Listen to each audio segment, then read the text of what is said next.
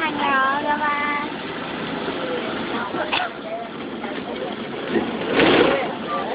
một số các cầm nó nhẹ ra không đấy tại Nam chỉ rất là Nam chỉ có con cá kích thế thôi là nó sập đến nó từ đó thay nhỉ các hồ má như ta nhìn sau là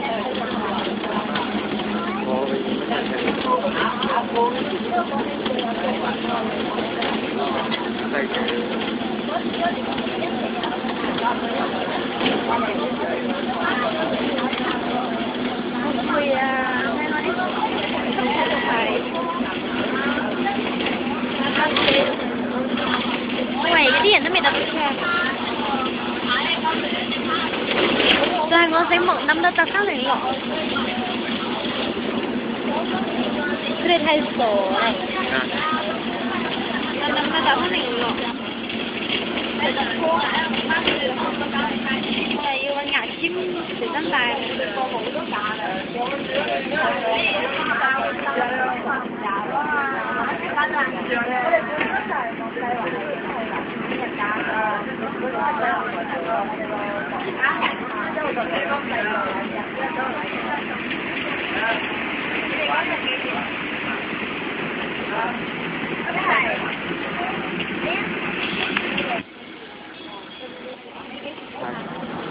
nhìn hồ dày cái con tốt là như thế này là